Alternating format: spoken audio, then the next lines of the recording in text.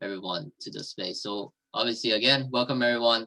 But I'll let David, the president for AIESEC Alumni Asia Pacific, do a quick message and welcome for everyone that's attending here today. Thank you so much, Stefan. Welcome, everybody. I only want to make a couple of quick, very quick points. One is to say thank you to Gaurav, who unfortunately sends his apologies and can't actually attend today, but Gaurav is part of the Asia Pacific team who organizes things like this. And thank you in advance to Stefan, who has seamlessly moved into that role for the event today.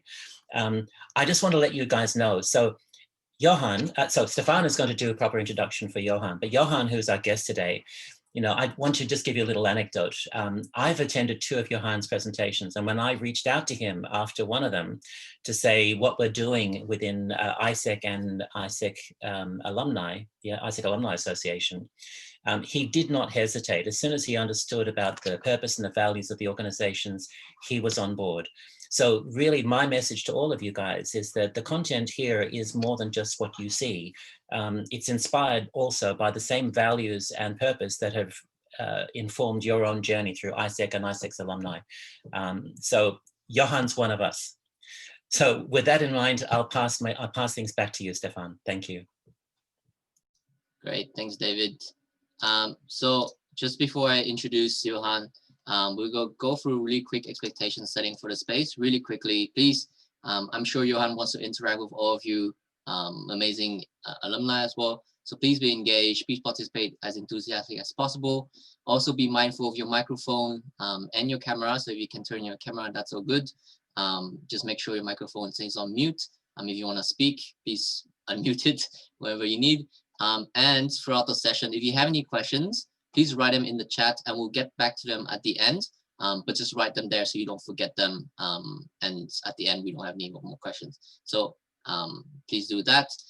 The agenda for the day, really quickly, we just went through introductions.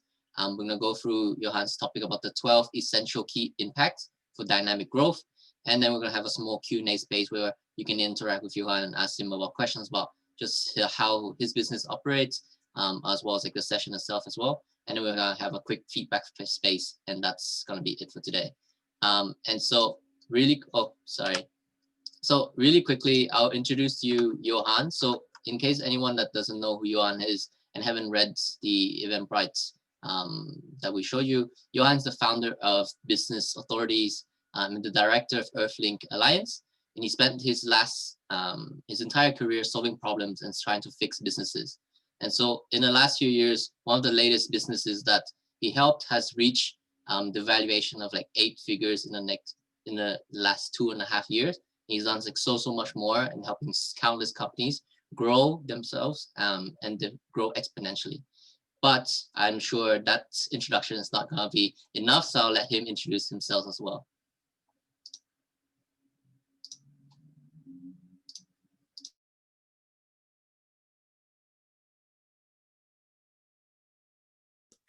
Awesome. Thank you so much, Stefan, and thank you, David, for having me. It's a pleasure and an honor to be here and to present to you guys. Now, this presentation has been 20 years in the making. It's a lot of my learnings from all the companies that we've built. And in this day and age, you literally can, there's never been a time like this. You know, we have access to titans of industry in the palm of our hand. We have a supercomputer in the palm of our hand. Any question that we have, any problem that we need to solve, we can actually solve. And you can access that in video, audio, or you can read it. So literally, you can do anything that you want to do. That is my core belief. And why do I do these presentations? Why do I, want to share all of this knowledge? Because I get a lot of people saying, why are you sharing this stuff? Don't share it, use it. But I believe that businesses create a better world. And the more business owners we can help, the more business owners we can help thrive. The more people are employed, the more people that are employed, the more kids are growing up in great, innovative, households, which then leads to the creation of more leaders, which betters the world. So with that, I'd like to talk to you today about the 12 key impact areas for dynamic growth that you can implement into your business. It does not matter if you're in the middle of a pandemic. We have experienced more growth in this last 6 months than we did all of last year, implementing what I'm about to share with you. So with that said, Don't worry about taking copious amounts of notes. I'd prefer if you're present here and if you're focused and just listening and writing down the key things that you will implement in your business. Don't worry about taking the notes because you can access the recording. So I put this slide up. Why do I put this slide up? Because a lot of people that I meet, they always say, hey, Johann, you're always ahead of the curve. How come you're ahead of the curve? Are you some kind of genius? I am not a genius. I just read a lot. I read and I study from all these amazing people. These are the people who have influenced me and my brain over the last 20 years. And so your brain is a supercomputer. It's programming, input, output, whatever goes in here. This is the stuff that's gone inside and helped me create the empires that I have. Now, a lot of this presentation has had a major influence from those of you who know Jay Abraham, Chet Holmes. You know, I love to give credibility to where credibility is due. These are the people who pioneered these strategies, which helped me implement them into our business. And then we've innovated some of them. But that's who some of these people are. Now, fortune favors the prepared mind. We've all heard that saying before. And so I realized that the smarter I worked, the luckier I got. It wasn't the harder I worked. So that's a key distinction that I want you to take away there. I want to give you a quick snapshot of my lucky journey so that you understand the power of this presentation and what you can, if you implement what you learn here, how you can exponentially change your life. So back in 2004, I was doing my PhD at the University of Melbourne in secondary biofuels and climate change. Absolutely nothing to do with what I do right now, but it set a great foundation. In 2006, I built an eBay business. There I learned leverage and systems. I set up a business which was working 24 hours a day, 7 days a week across different continents. Imagine that, 14 years ago, to have learned the power of leverage and systems. Then 2008 was affiliate marketing. This is where you're selling other people's products and you get a clip of it. So it's lead generation. 2010, CPA marketing, which is cost per acquisition. All we did was do lead generation for the banks, their mortgages, their credit cards, and we would get paid handsomely for every lead that we generated. 2011, we took that knowledge and we turned it into a digital agency that serviced a lot of clients. And that's, to this day, it's still running and it employs 100 people. So 100 families get fed because of that decision to start that company. 2014, we decided to create Business Evolution Program. 2015, we built Building Interactive, a company that we took in 4 years to $20 million. And I'll talk about that and how we go through that in here. 2018, I realized that business owners were struggling and they didn't have a roadmap to build, grow, and scale their companies. So we built Business Authorities, a place where business owners could congregate and help each other. This is business owners in the front line helping each other. Then 2019, we built Earthlink Alliance, which is another digital agency. And then 2020, we're launching Knowledge and Power. The point of showing you the slide is where I started is definitely not where I've ended up. And as you see, every year I'm starting a new company. That new company is employing more people and we continue to grow. So a formal education will make you a living, but self-education will make you a fortune. That is why you are here today. What will we be covering? I want you to think differently. Some of these concepts you might have heard before, but I want you to take into account to actually implement them into your business. What are the main challenges in your business? The difference between skills and systems. I'm going to take you through a case study of how we helped a company grow exponentially. People throw around the word exponential. I'm going to show you exactly how we did that over here. I'm going to show you the importance of systemization, and then we'll go into the 12 key impact areas because then you'll understand how you can implement that into your business. So what are the main challenges in a business? When we do a workshop with most people, we talk about, if we're talking to an established business, what are their problems? They always say, hey, we've got problems with sales, we've got problems with cash flow, time management, profits, systemization, staff, and processes.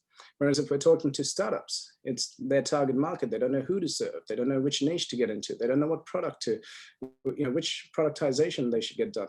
Information overload. How many different sources are there? Who do they listen to?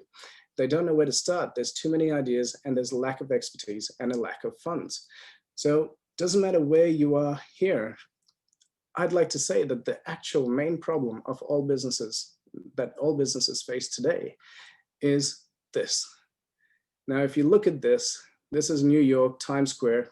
How many marketing messages are there just in this one screenshot? Now, If you'd like to do some interaction, type away in the chat box. Tell me, what's your guess? We'll give you a special prize at the end.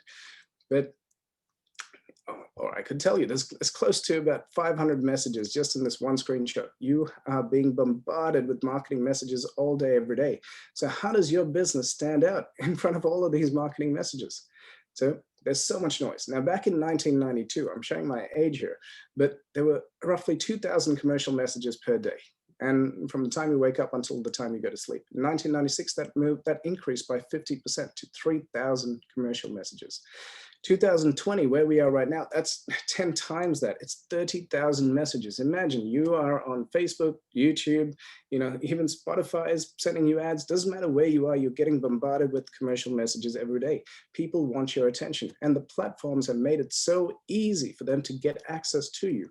So how does your business stand out? So this we call accepted spam. So marketing is accepted spam, right?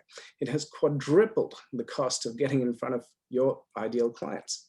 The response has gone from 4, back in 1992, you only have to try and chase up somebody 4 times and then they become your client. It's now gone to 26 times. They have to know you or see you 26 times in order for them to go, I trust these people, they might be credible, let me give them a call or let me engage. So it's costing you 4 times as much to get 1/6 of the result. This is a problem, but it's okay, because where there's a bad strategy, which is what most marketing is, there is an undiscovered gold mine.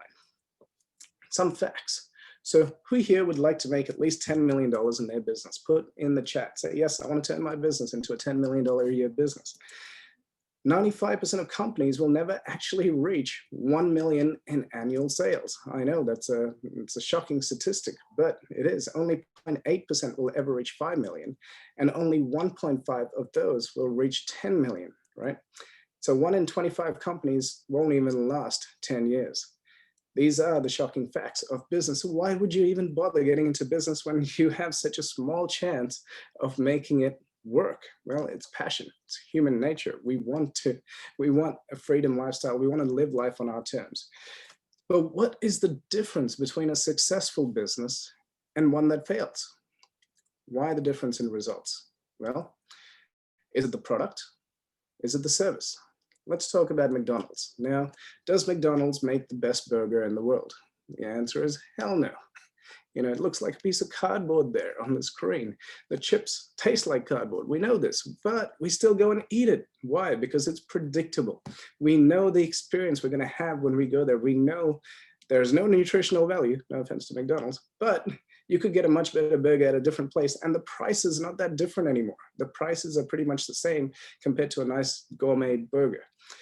But what makes it successful? It's the fact that they have systems, they have predictability. You know exactly what you're going to get. So the difference is skills and systems. The learning curve of a business owner. Let's talk about that gourmet chef who makes the best burgers in town. What's it going to take for him to take that business to a $1 million business? And then to a $2 million business and a $10 million business. I'm pretty sure McDonald's is, I don't know how many billions of dollars they do, but what sort of thinking, or what sort of systems do they have in place in order to build a $1 billion empire? So that's what we have to learn, the learning curve of the business owner. So the person who takes a company from $1 million or to $1 million, I should say, you need to be constantly evolving and learning if you want to grow. The person who can take it from 1 million to 5 million, it's a completely different skill set. It's a completely different way of thinking, of acting, of resourcefulness. That's what it is. When I took our company from 10 million, we're actually sitting at 20 million, and we're aiming for that 100 million in the next 10 years. I had to evolve at a rapid rate, but not only I had to evolve, our entire team had to evolve. The people, the knowledge and the expertise had to evolve. We had to get the completely different lawyers involved, accountants involved, the CFO, the managers, everybody had to evolve or change. And if they couldn't suit that role, they couldn't take the company to there, they had to, move on.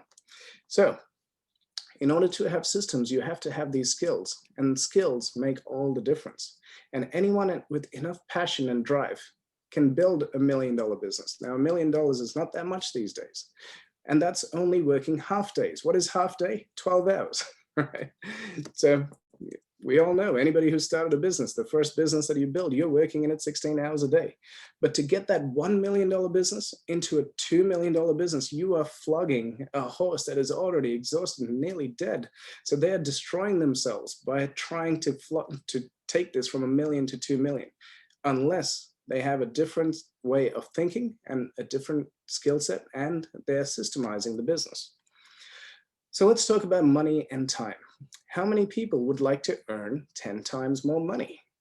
Put in the chat box. Come on, guys, give me some engagement. Type in there, yes, hell yes, I want to make 10 times more money than I'm making right now. But can you work 10 times more hours? Can you work 10 times harder? The answer is most likely no. And if the answer is yes, you're not working hard enough right now. Right? Are there people making 10 times more money than you right now? The answer is yes, there are. There always is. There's always a bigger boat. There's always a bigger player. How much money do billionaires make an hour? Now, we all know most of these guys. Why do they make so much money? Do they have more time than us? Do they have a time machine? The answer is no, they don't. They have the same amount of time, but what do they have? They have smarts, they have people, they have resources that's better than ours at this point in time. So the thing is, systems make all the difference. Now, I'm not comparing a startup to Jeff Bezos. It took him, I think in 1990, he started off his journey. So please never compare yourself to somebody else's level 10 when you're at a level 1, Just want to make that clear. So the secret to success, the success that you desire, is truly in this presentation, I promise you. Now, if you look at this stadium has about 50,000 people in it. Let's say that those are the 50,000 businesses that are around. Of those 50,000 businesses, how many players are actually on the field? How many stand out? How many of their names do you know? Think about it. Most people just like to sit around and do what they do every day. You have to constantly work on the business, not just in the business. Which areas do you work on? That is the challenge, and that is the secret. Which of these areas of your business do you work on in order to become one of those players that everybody knows? And it takes time, energy, effort to build a great company. As I said, nothing comes overnight. There is no overnight success. You work your ass off for 20, 30 years, and yes, then you can become an overnight success, as the newspapers will call it. But some people just like to stand by and be spectators rather than get in the game. And most businesses, this is why I do what I do. Most businesses, once they reach 40 employees, they stagnate, they stop, they plateau. They say, that's enough. I've got enough stress in my life. I'm happy with this lifestyle business and I'm going to chill. I know you guys are not that, and that's why you're here to learn more, right? So business growth, you need to learn how to pick your battles. You need to keep it simple. This to-do list here, if I asked most of you who are listening to this, show me your to-do list, I guarantee you there'd be a lot of people with diaries or whatever app you use to show me your to-do list. There would be a myriad of different things that you had to do. On the right-hand side here is the to-do list of a very famous person. That person, his name is Elon Musk. This is his to-do list in February. Fix the battery problem. That's it. The dude runs how many companies? Multiple companies, but in February, he had one thing that he was going to focus on, fix the battery problem, right? And then, yeah, tax administration down the bottom, whatever, he'll find somebody else to do that. But there are only 12 key areas in your company that you need to work on that'll make all the difference. So make sure you work on these impact areas with intensity. And of these 12 that I'm going to show you, if you just work on 4 of these, they're going to double your sales in 1 year. I promise you that. So how does one become a master of anything? Now, imagine if somebody was there and they knew 100 different types of punches, whereas Bruce Lee, who knows 12 punches, and he's done those 12 punches 10,000 times. You would not want to go up against a guy who has done those 12 moves 10,000 times. You become a master of it, right? It doesn't matter if you know 100 different combinations, they will take you down. Now, Jay Abraham, I think he developed this back in the 70s. He said there's only 3 ways to grow any business. It doesn't matter what business you're in, there's only 3 ways. And that is to increase the number of clients, increase the average transaction value, and increase the frequency of purchase. Now, increase the number of clients. In this example that we have here, we have a business that's turning over $200,000. As you can see in the first column under clients, he's gone from 100 clients to a 10% increase. So 10 clients more in the entire year. In the second column, the dollars per sale, he did a 10% increase. He went from 1,000 to 1,100, and the frequency from 2 to 2.2%. That created an increase of 33.1% in his entire company across the board. How hard would it be to get an extra 10 clients to increase it by $100 and to get 0.2% increase? Not that much. Now, if you follow this example down, you can see that all he did by the end was increase the client acquisition by 33. He got 33 more clients. He increased the price by 25%, which is not that hard to do with the right marketing, and increased the frequency by 50%. Just got them to buy one more time, which turned this company from a $200,000 company into a $500,000 company. Massive difference, some small little changes. So now that you understand that, let's go into a quick case study. Mr. Carpet Clean, that's who we're going to call him so that he's anonymous, so everybody doesn't go and start hacking his systems. There's two things that we did with his company that doubled his profits. First, he had his friend. His friend had two guys in a truck, and they would service a maximum of 300 clients a year. Mr. Carpet Clean had 36 trucks, and he was servicing 30,000 clients on his books, and it was about 10,000 clients a year. Except the two guys in the truck were making more money with the 300 clients than Mr. Carpet Clean, who had 30,000 clients. How is that even possible? Now, before I go into telling you how that's possible, let me tell you a quick little segue story, or not a segue story, a tangent story, into one of my business partners. One of my business partners, he bought a business. This business was turning over $6 million a year. It was costing the business $7 million a year to run. It was negative $1 million a year because of the infrastructure and because of the people and everything else that was going on, the stock, etc. In 4 years, he turned that company from negative 1 million into a $700 million company. 4 years, right? They had the infrastructure there. They just didn't know how to use it properly. Then he did a joint venture with a company in the UK.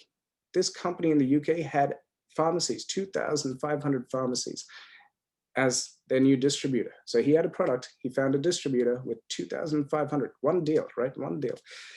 Changed the trajectory. It went from a $700 million company to a $1.2 billion company. And then they were called an overnight success, but it wasn't. It took more than 10 years of implementation to achieve that.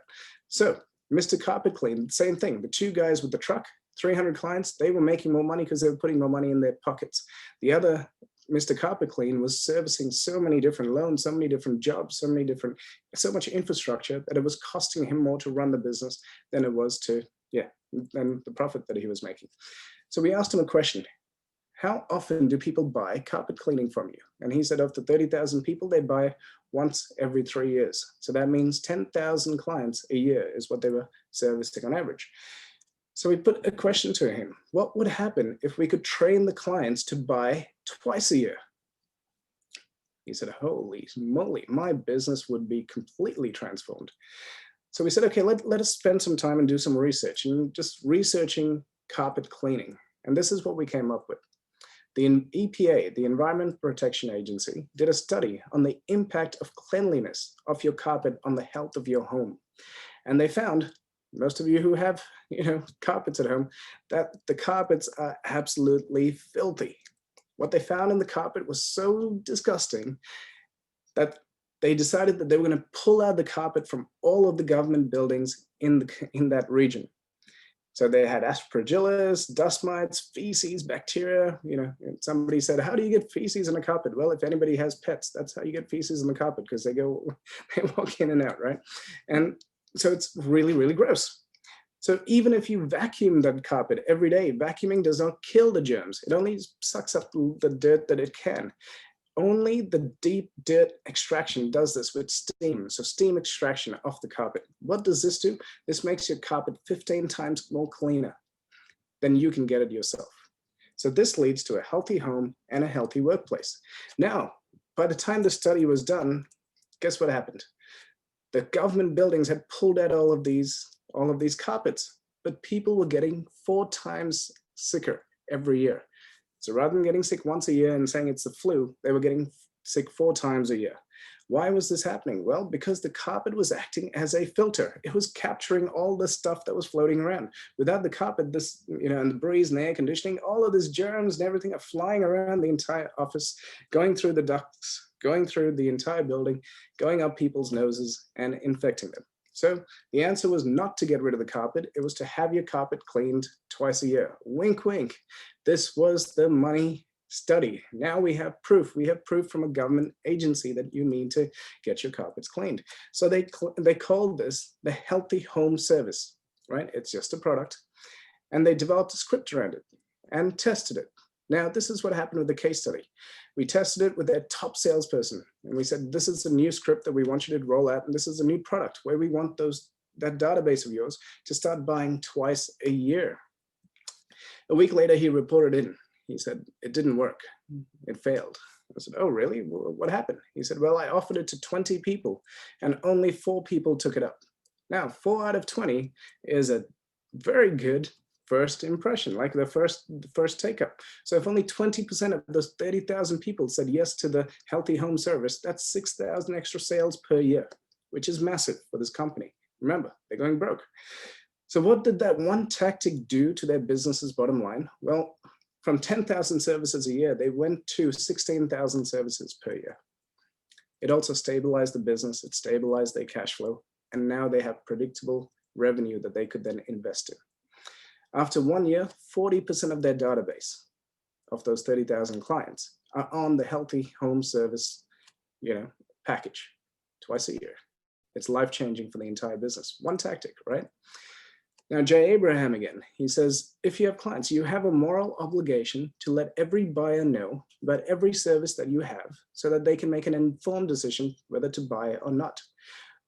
I put this slide here because most businesses are so scared to offer all of their, offer all of their services or products. And this happened in this business. So here's the lesson. And I put this as a reminder because, hey, I've got ADD and my mind goes all over the place. The old man in the wheelchair, example about padding. So one of their sales guys goes to the, not sales guys, one of their service guys goes to the home and he's doing this clean. And then one of the carpets is really, really badly damaged and it needs some padding. So he tells the little old man who's in a wheelchair, he says, you need to go downtown to this shop. It's going to take you about an hour and a half to get there. You need to choose which type of padding you want. Then you need to get them to come install it. And then we will come back and we will clean it. A little old man in a wheelchair, an hour and a half travel. It's a nightmare for him. So during their weekly call, he goes back and tells the team, he says, yeah, because they talk about what were the questions that you got asked, what recommendations did you make? Everything is documented. Key point, document all your questions, your FAQs. It's very important. So the next thing they did was to get the salespeople. So he goes and he explains all this to them and they go, the boss goes, did you know that we do padding installation? He's like, oh, I did not know this. This is a service that we offer. He goes, yes, it's a service that we offer. And then they realized that their sales team did not know all of the services that they offer. So then they had it in a nice brochure and in a nice pack and a little 5-minute introduction to every client that they went to. And they offered them, every client, those 6 services. That was curtain cleaning, furniture cleaning, bed cleaning, carpets, rugs, and padding.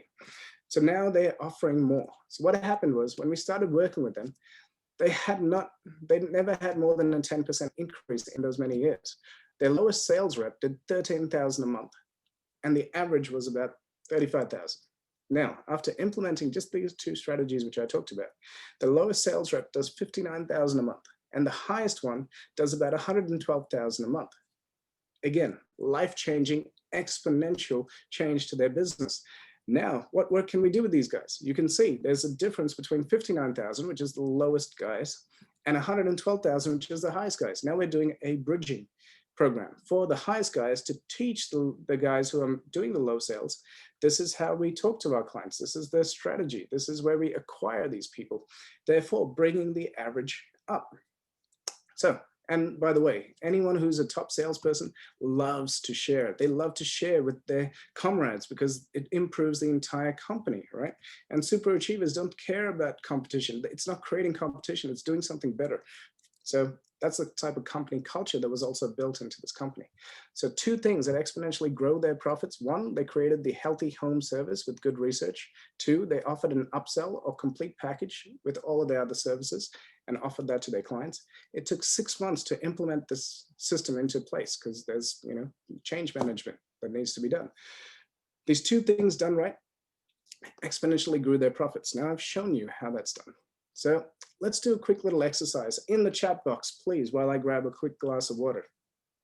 I want you to, anybody seen the movie 300, by the way?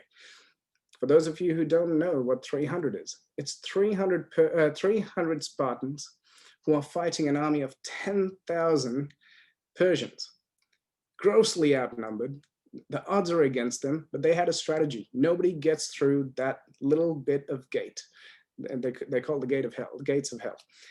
And so the numbers, the 10,000 tactics that these Persians were implementing against these 300 strong Spartans with one strategy, they could not penetrate them, right? So that is why I've put that there. And so imagine if your company, if your team worked like that, everybody had everybody's back, everybody was working towards one strategy. If you talk to anybody in my company, they will talk to you the way I talk to you. They will tell you the stories that I tell. They will care for you like I would care for you. It's very important because in my company, we instill that the people that we're talking to, they're not just a client. They're a lifelong friend. You're responsible for their well-being, for the well-being of their company. And they're not only going to feed you immediately right now, they're going to feed your children and they're going to feed your grandchildren. Imagine the company culture that you have when you think about your clients like that. They are your best friends. It's your duty to look after them. So, exercise on systemization. All employees perform each aspect of the job with a high degree of excellence and consistency. True or false? Think about your company. Is this true or is this false? Results are predictable because training and skills are consistent. Are they consistent across your company? Each supervisor or manager will give a similar answer for each question or problem. True or false? Each employee would give a similar answer for every question or problem. Client treatment is similar, no matter who the client deals with. This thing was a major turning point for us because 10 years ago when I started my company, I noticed that the clients were dropping off once I handed them over to their project manager. And I asked them, I said, what's going on? Why are you dropping off? Why did you not continue with us? And they said, well, it's just not the same. They don't love me like you do. And so that then created in our company culture, you have to love the client, and for all the reasons I explained before. And then the client interaction has gone through the roof, the client referrals go through the roof, right? All staff members know what is considered good performance or attitude. If you have no measure, it cannot be measured. So true or false, write that down. Take 5 seconds.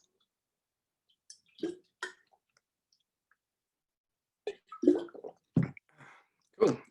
So we've all heard this quote, Abraham Lincoln. If I had 6 hours to chop down a tree, I'd spend the first 4 hours to sharpen the axe. Now, this is something that most business owners don't ever take seriously, and you should. It was a pivoting, changing point in our life.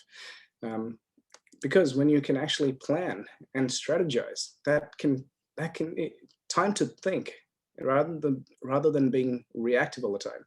Be proactive. It allows you to outthink your competitors no matter the situation. So give yourself that time to think. But now we're up to the meat of the presentation, the 12 key impact areas to building a great company. And I love the background in this slide because a pawn can become a king if you do implement these things. First one, the 6 Ps. Studies show that the most successful businesses are constantly focusing on the 6 Ps. What are they? Planning, like I just said before. People. People is so important. So most people don't do planning. You should do planning. And by the end of this, I hope you do planning. But people is so important. The people, they're the ones who are gonna, who do you need on your team? Who do they know? Their resourcefulness, their attitude, their friendliness, they're going to be looking after your company. Your company is your baby. So having the right people on your team is a very important thing. The product, is the product the right fit for the market? How can you innovate it? You have to constantly innovate it, add to it, replicate it, trial different things. Profit maximization, every time, how can we increase the profits that we're making in the company? What else can we add on to increase our profits? If you don't increase your profits, you're not going to be able to grow the company. So profit maximization is a pretty big topic. Your procedures. Now, like we said with Mr. Carpet Clean there, we decided to do a little experiment. Hey, go offer this home cleaning service package to these guys. It was an experiment. Then we knew that 20% were closing, so it became a procedure. So in your call, you have to offer this. This is part of the procedure. Offer the home care package. Once it's a procedure and it's working, then it becomes a policy. It becomes a company policy. So once it's in the policy, it's there, and your policies get updated maybe once a quarter, depending on what type of company you are. But have policies, and then policies allow you to educate all your staff. The more you utilize these 6 Ps, the better your business runs without you. At the end of the day, you want a business that runs without you. You don't want to be in business. You want to be an investor. You want to be the business owner. Most people forget this point, and they're working in the business. So that's the 6 Ps. Can you be proactive for 1 hour per week? Now, this comes back to when we had our office and we had all of the staff in there. I'd get to work at 8 o'clock, and at 5 o'clock, I'd be finished with the team. I would be helping the team from 8 to 5, and then at 5 o'clock, I would start my work, right? And so I was in reactive mode all day long. Did this help me? No, it didn't. We reached that plateau. We did not grow for 2 years because of that reactive nature. So now, how do we work with the teams? Well, my teams and my clients, I work with them 1 hour a week, and that 1 hour changes the entire course and direction of our tactics and strategies, or it solidifies it. We get resources, we get results that know that this is definitely the way to go. So the aim is to create incremental increase in our growth curve and profits weekly. Very important, weekly. What worked this week? What were the objections? What were the great things that came out? What did you try? What did you try? What did you try? And we have these things called lunch and learns, where everybody's educating everybody about the different things that they're trying, because everybody has, David was asking me before, how have things been during this COVID period? All of our guys are so charged up, they're learning so much that they want to share with the rest of the team. And so this has just created all this amazing energy, and it's growing from that. So incremental improvements every week. This is called Kaizen. Kaizen was implemented by the Japanese after World War II, where the entire factories and everything was decimated. So what is Kaizen? Well, they get their system, their production line, let's say, and they would put it on overload and see what broke. And then they would fix that, and then they'd overload it again and see what broke. And then they'd fix that, and then they'd overload it again and see what broke. And so this is called Kaizen, constant, never-ending improvement, right? So if you implement this into your business, you're constantly improving, you're gonna get so much more further, and you will end up dominating the marketplace. So all with 1 hour a week to double your business. If you do this, I guarantee you, you will double your business in the next year. Or you can go ahead and watch Netflix, depending on what you're, sorry, I'm being cheeky there. But let's talk about our team meetings, right? The meeting is mandatory. There's no excuses. Your excuse is either you're dead or dying. I know that's a bit harsh, but that is what we've instilled in our people because of what comes out of these meetings. In the 1 hour, we might come up with 3 to 4 new procedures or new experiments that we want to play with. We might upgrade the way we sell. We hear, from our other teams what worked. And if that person misses it, they missed out on a very key component. We create scripts with each other. We do role playing. There's a huge learning curve in 1 hour, what we achieve. There's incremental improvement on everything that the teams are doing. Therefore, if you miss it, it's going to be very hard to catch up. If you miss it and the team member has to catch up, it's wasted time, wasted effort, lost opportunity, and a reduction in the earning capacity. So, second key impact area is your dream team. Unfortunately, to talk to you about how to build your dream team, it's a whole other presentation. We might cover that in future sessions.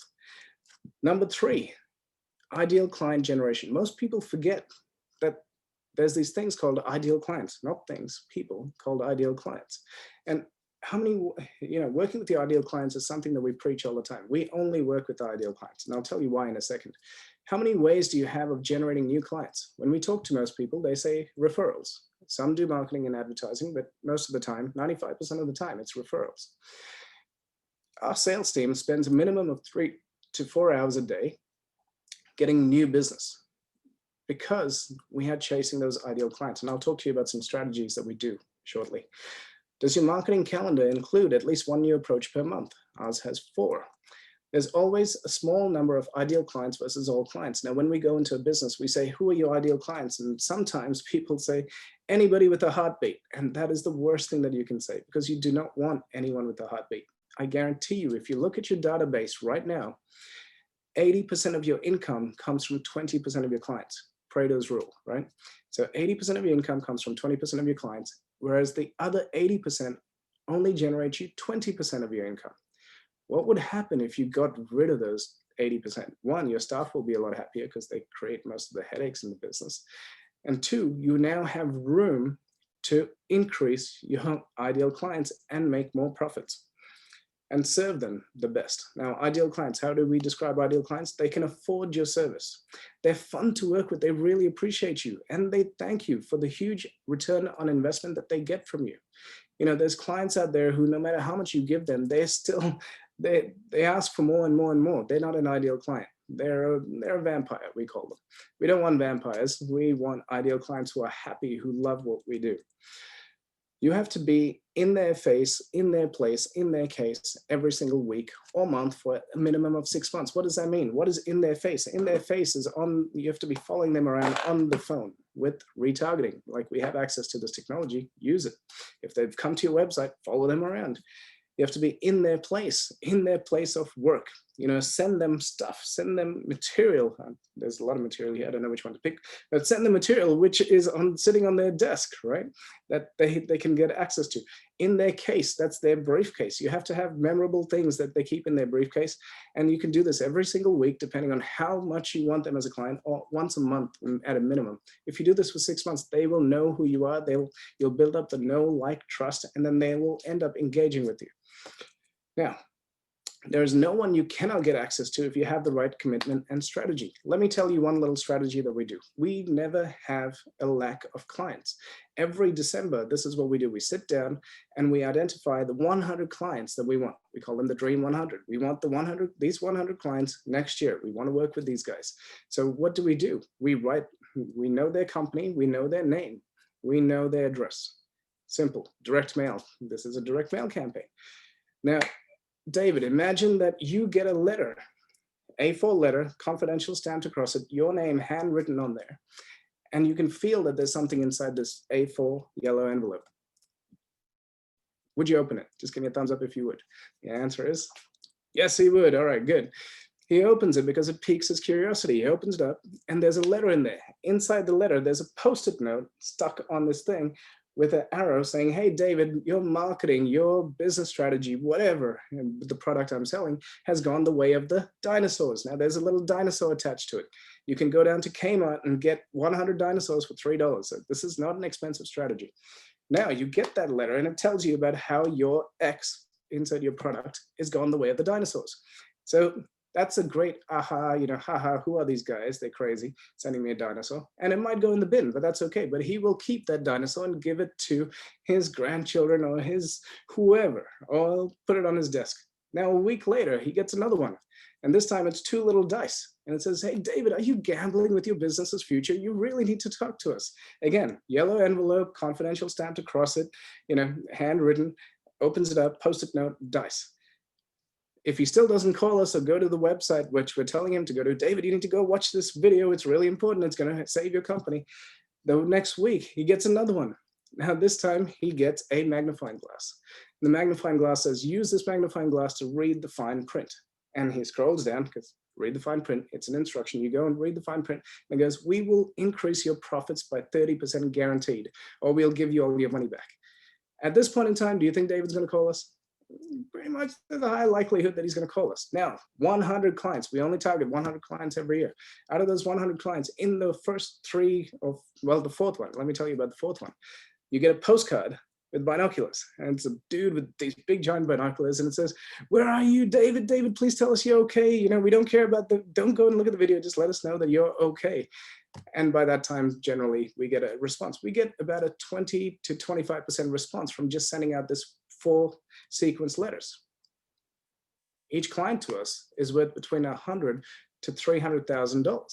That's a lot of, to send out that 100 mailings costs us about $1,500 in maximum. So we're spending $1,500 and we're getting back, you do the math, 20 times, let's say the minimum is $100,000, right? So it's a very great strategy. So that's the ideal client. So we work with and how we work with them. So you design and run an amazing campaign targeted directly to them. By the way, if you want to know who those people are, you find their company on LinkedIn and it tells you who the directors are, and therefore you can write their names. Writing their names is very important because it gets past the gatekeeper. It's got confidential on it, it gets past the gatekeeper.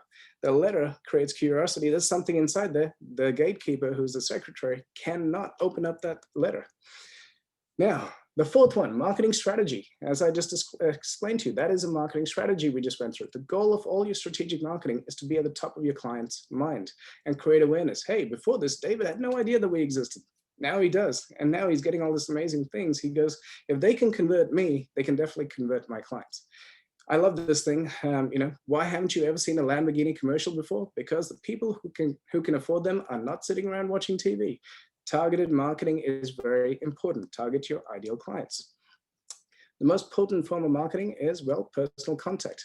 Oh, look at that. They're doing something illegal. They're shaking hands. But none of your marketing efforts will ever have as much impact on your client as the contact with your sales team or with your client services, because that's where you can convert them the most. Because what is it? 70% of communication is not verbal, it's body language. And that's how you convert people. Well, that's how people get to know, like, and trust you. The 7 things you must do to dominate your market. Now, there was a $400,000 study, which took 5 years. And this is what they came up with. There's 7 things that you have to do. There's 75 moving parts in there. We do not have time to go through them, but I'll give you the 7 things. One of the problems that we've noticed is there's always conflicting and varying messages inside the company between the sales team and the marketing team. They don't talk to each other in most companies. Now things are getting better with ERP systems, etc. But still, there is a disjointed approach to most of them. Personal contact, number 1, direct mail. Number 2, I talked about how direct mail works. Number 3, online marketing. Follow them around as soon as they come to your website. Number 4, your company brochures, your presentations, your collateral, everything. Those tools that your sales team have, make it look amazing. Make it sure it represents your company. Make sure you tell them why you do what you do. Advertising, omnipresence, public relations. You need to be doing this to get that credibility out there. Your client education. This is probably the most important one out of these, because the clients are there, that, as I said, they're there with you for generations. So you need to educate them. You need to educate them about how your service or product is going to improve their lives. The clients, I'll let you in on a little secret here. Nobody cares about you. The best news ever. Nobody cares about you. It's so great. They only care about themselves, and they only care about what you can do to help them survive or thrive. You're all on this presentation. I know you don't care about me. It's okay. You're here to learn any strategies that you can that's going to help you survive or thrive in your business. It's cool. When you understand that, you know that your sole purpose is to serve them, to help them. Jim Rohn says this, help people get to where they want to go, and you will get what you want in return. When you have that ethos, success is inevitable. So client education is very important. You have to be at the trade shows where your ideal clients are. You have to be doing seminars. You have to be doing webinars and onboarding training. We educate our clients as to what's going to happen every week or every month, of what's going to happen with their journey along until their project is finished and beyond. So what's your company slogan? We see a lot of companies without a slogan. Now we know that Apple says, hey, think different. Nike's just do it. FedEx, when it's absolutely positively has to be there overnight. Domino's was, pizza at your door in 30 minutes or it's free. That's what actually made them. So a tagline opens up doors. Now, when we developed our tagline, this opened up doors and changed our sales cycle. We used to sell in our SaaS company, by the way, we used to sell one product and it would take 6 months for them to convert or to give us a trial. Now the sales cycle is 1 month, and with every deal that we close about 15 deals in that first meeting. Why? This is our logo, Building Interactive. We show a city, we show green buildings. If you're in the building industry, you'll know that the green revolution is here. This is 2015. Our tagline says, creating smart cities, one building at a time. Why is that important? Because they all wanted to be part of the smart cities revolution. And that one building at a time gives them the potential to be part of that smart cities revolution. We will help them become part of the smart cities revolution. Therefore, that in itself would open up the doors. When we would ask them, why did you accept the meeting? They said, well, you said you'd turn us into a smart city. That's in our logo. So tagline, very important. The fifth one, time management. Turn off everything. Studies show that we spend a majority of our time working on things that produce very little results. Pareto's rule, again, this is, if you focused on those 20% of things that generate 80% of your income, or rather than working on those 80% of not so important things, your productivity increases by a factor of 4. I do not deal with anything that's not going to help my company grow anymore. I used to sit there and try and fix every problem in the company. But guess what? You can hire people who can do that for you. So as soon as you can do that, I guarantee you, just do that. It's going to save you a whole heap of time. Weekly meetings. We do this planning session with our entire team. We plan our day, we plan our weeks, our months, and our years ahead. So everybody's on the same plan. Everybody knows what we want to achieve. Therefore, every decision that is made has to be made towards that end goal. We have an agenda at the start of every meeting. So before, somebody would come in and they'd be presenting to me and showing me presentations and graphs and all this stuff. I'd sit there for 1 hour and then they'd ask me to make a decision. Now, one of my guys will come in and I will say, what is the end result you want from this interaction? What do you want to get out of this? And he'll say, look, I want $30,000 to try this new marketing thing out. And this is the data that I have. And I think it's going to work. And that meeting would take about 3 to 4 minutes. As opposed to 1 hour. I've just got back 56 minutes of my time, which is very valuable. So just by asking them, what is the end result you want from this meeting? By the way, we ask this to the clients as well. Every client we sit down with, we say, what would you like to achieve out of this meeting? What can I give you? What information can I give you? What strategies can I give you? And they tell us. Therefore, I can make sure that I guarantee and give them exactly what they need to make sure that they have that amazing, wow, you guys really delivered feeling, right? And one of the most important things I did was to get rid of got a minute meetings. What are got a minute meetings? As I said, I used to go to work at 8 o'clock, I used to finish at 5, but my day would be filled up with got a minute meetings. So, so what I did was I ended up having a sheet of paper. This is one of Chet Holmes' suggestions. Sheet of paper, and I said, between 9:30 and 10, I'm going to be available for got-a-minute meetings. Write your name in here, and it'll go in that order. Between 4:30 and 5, I'll have time for got-a-minute meetings. Come in here, and let's have a meeting. This, most of the time, what would happen is they'd go, I don't really need to have this meeting, and they'd cancel their names off because they'd solved the problem. So get rid of the got-a-minute meetings.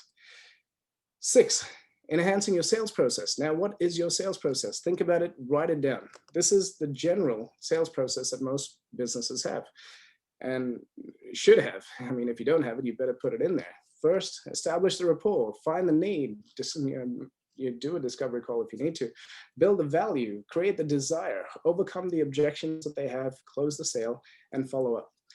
Now, this is the order, the pyramid that they generally do it in.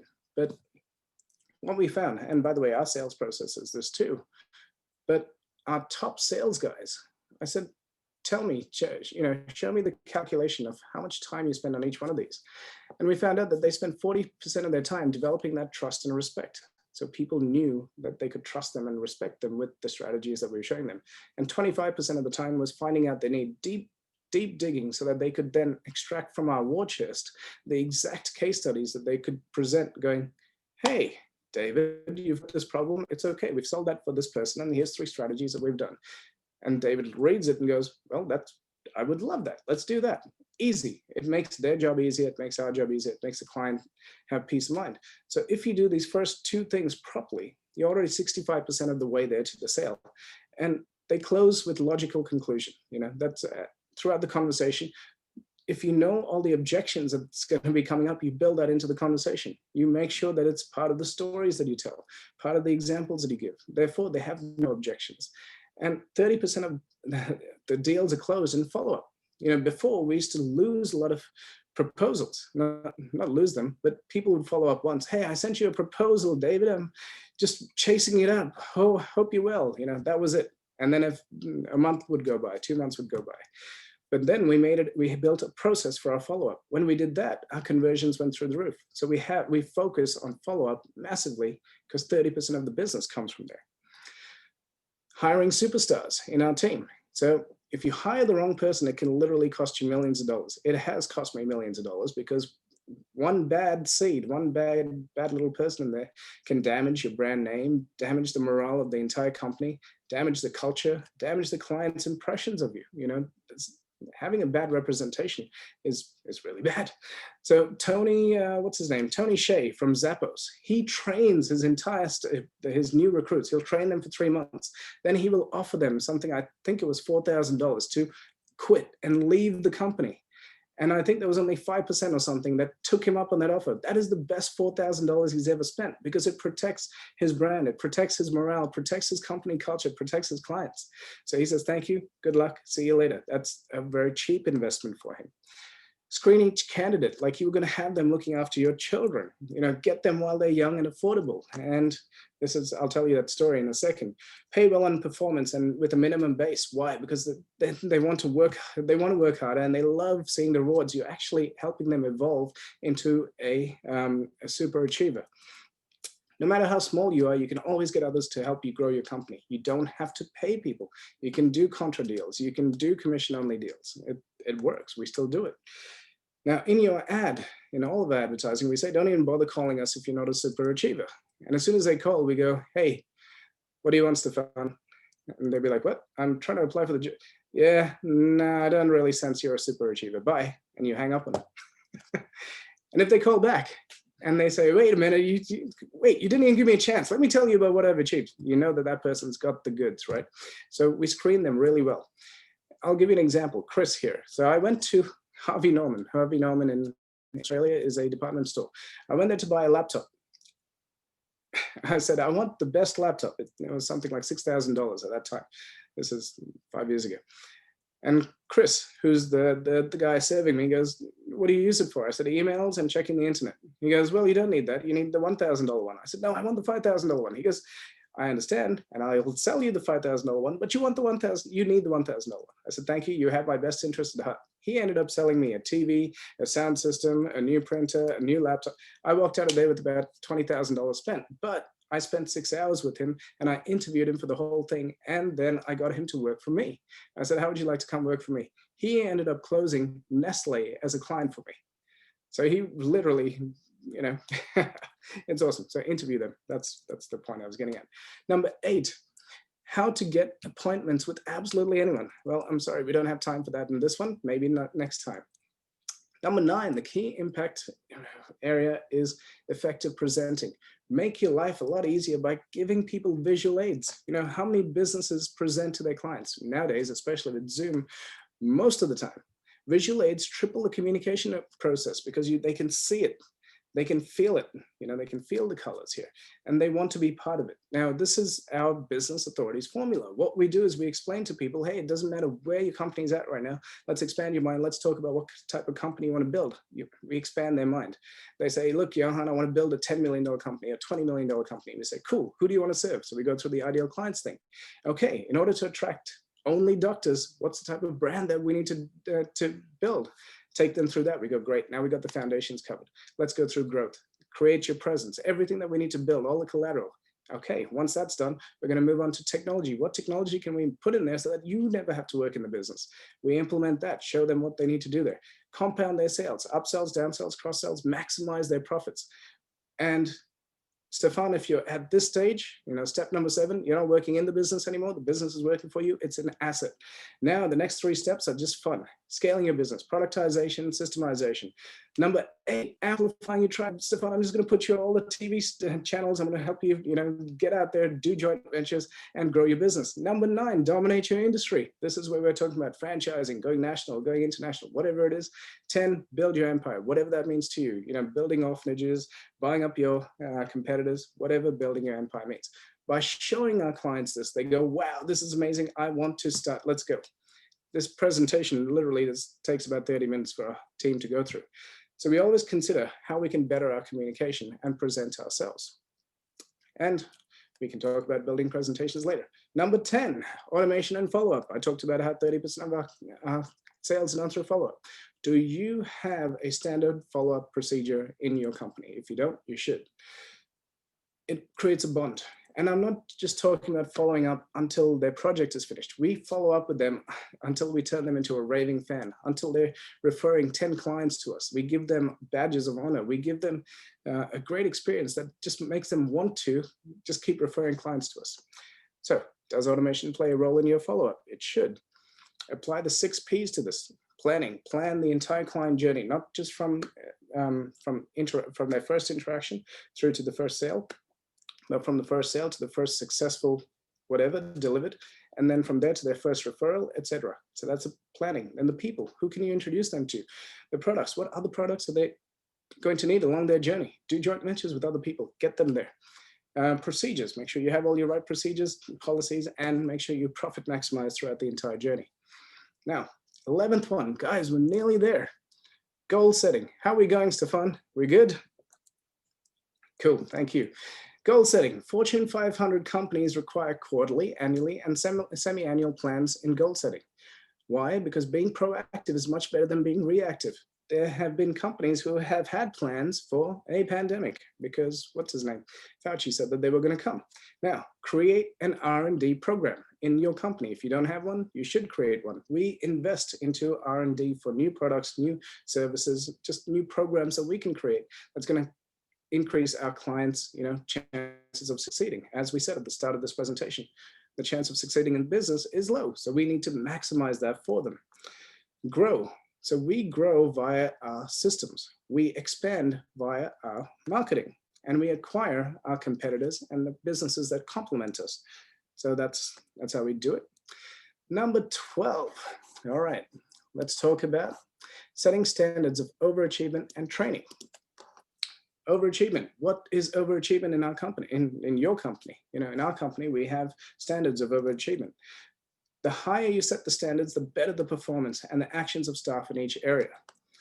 Can you train your people to treat your clients like you would treat them? How would your company improve? The day that I made this decision where everybody had to treat every client the way I would treat those clients, our company changed forever. And the people changed. They loved doing what they're doing, and they understood why they were doing it. Tribal training. Most companies have tribal training. Now, what's tribal training? Hey, Joe, come sit down next to Mary and tell Joe what to do. That's tribal training. So we implement this thing called video training. Guess what? That's me on video talking about why they're in the company, what makes our company so special, what's the value that we add to our people. And there's about 8 hours of me on video. How long did that take? 1 day of my time. It's there now. Every person who comes into my company has to listen to the training, has to go through, has to do a quiz, has to do exams on it. By them doing this, they understand the philosophy of the company. Therefore, the structured training, I have not changed it in the last 5 years. It's there for them forever. And most of the time, we even use this as a sales tool. We show it to our clients who then go, I would love this. Can you implement this into our company? Hell yeah, why not? And it's, get a video team out there, record them. It's very easy. It's a lot of fun. Structure every job in your company as if you had to hire 50 people every week. This is the scaling your business part, right? McDonald's can hire 50 people next week without batting an eyelid. Why? Because they have structured procedures, policies, and training. So if you had to think about every procedure that you write like you were going to hire 50 more people, it changes the way you do your business. If you want an overachiever, you have to identify what that overachiever is. And you have to have the training that backs it up. You cannot have the top salespeople in the world on your team and just a product that's not performing, not enough leads for them to call. If things get boring, these guys love to work at a very high pace, high level. Give them that and more, and we bring in experts from all over the world to train them.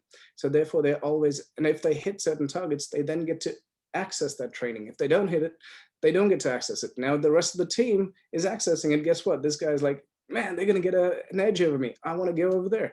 So therefore they try harder. Now, questions to ask yourself. Skills, systemization, and training. How will you own? It's going to help you own the future. Can you find or hire super achievers to help you grow your business? Where are they? Who are your ideal partners? Not just clients, your partners that you need to team up with to get your business out there. Who are your ideal clients? Massive, massive distinction. Only work with ideal clients. What special effort will you put into action forever? After this presentation, I told you, if you implement the things that I teach you in this presentation, it will change your life forever.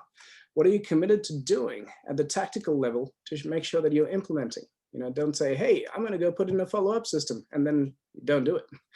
Make sure you do it. What are the little dot points that you have to do? Who do you need to talk to in order to design that follow-up system?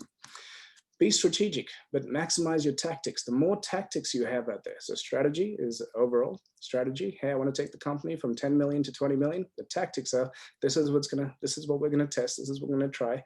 And let's see the results of what's going to happen there.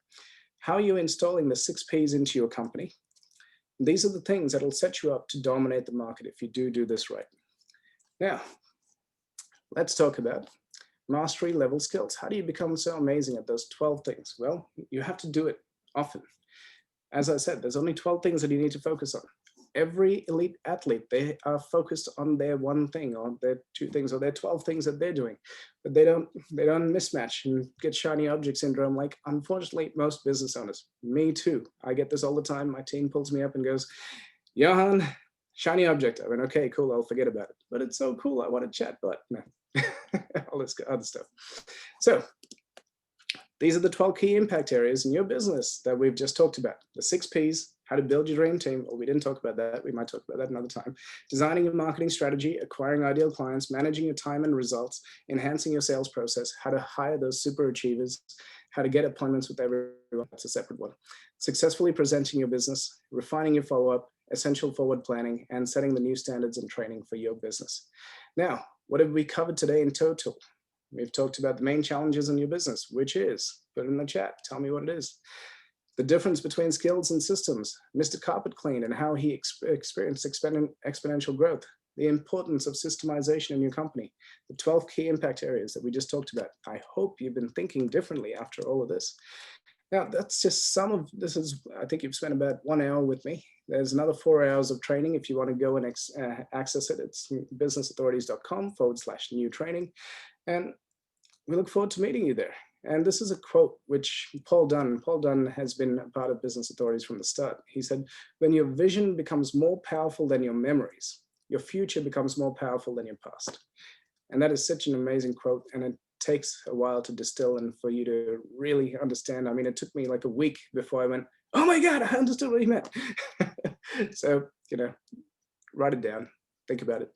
If you'd like to connect with me, jump on Facebook, type in Business Authorities Community. That's where I hang out, or LinkedIn, but I really don't use LinkedIn. So if you connect with me, I'm sorry if I don't accept it within the next month. And if you want my email, it's johann@businessauthorities.com.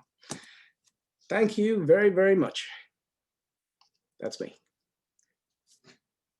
Thanks, Johann. I think we're a bit over time, but I'd like to open up the space for people to just ask you a few questions, if that's possible. I know it's like 8 o'clock in Melbourne for us. It's a bit late, but if you can take a few questions, if anyone have any burning questions to ask Johann, this is the time.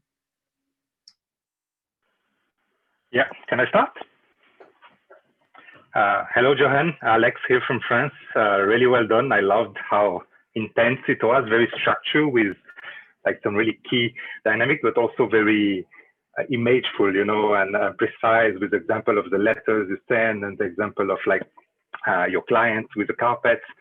My question would be for someone that is still at the beginning. So I'm launching a tech startup with 2 co-founders here in Europe. And then I have a freelance element with a team of 2 as a salesperson as well for a big accelerator here called The Family. And when you look at all the steps and all the skills you have to build, it's a bit overwhelming, right? So especially when you talk about all the 7 things that everyone has to do and you don't have the resources, we haven't raised fund yet. How to best define what has to come first, in terms of following this trajectory that you point for us? That would be my question. Thank you. Perfect. Great question, Alex. So I built my SaaS company. And when I first started it, I was selling it at 10% of what we ended up selling it for. Because now this is, I thought of my technology as solving one problem. There's a story here that I'll tell you, which will lead into the answer to this. I needed to realize, okay, well, I'll tell you the story first before I go into the answer. Henry Ford, back in 1870 something, or whenever the cars were invented, 17 maybe, He went up to the 4 railroads in the US and said, hey, I've got 700 trucks. I want you to buy my 700 trucks. And they said, we're in the rail industry. Get out of here. You're crazy. You do trucks. We don't do trucks. Now, if the rail people, right now, 80% of shipping is done by trucks. So the rail is now only 20%. Those guys thought they had a monopoly. They thought that they were in the rail industry. If they thought differently, if they thought that they were in the transportation game, their entire perspective would have changed and they would have grabbed access to these trucks, right? So now, when I started my SaaS company, I thought that I was servicing restaurants and cafes. And then this guy came up to me and said, hey, did you know that your app that you're building can service buildings? I'm like, okay. He's like, how much are you charging for this? I'm like, $2,500. He's like, well, how would you like to charge $30,000? I'm like, wow. He's like, but you do the same amount of work. I'm like, wow. And then I realized, hang on. So by them being the ideal client, right, they would get the maximum return on investment.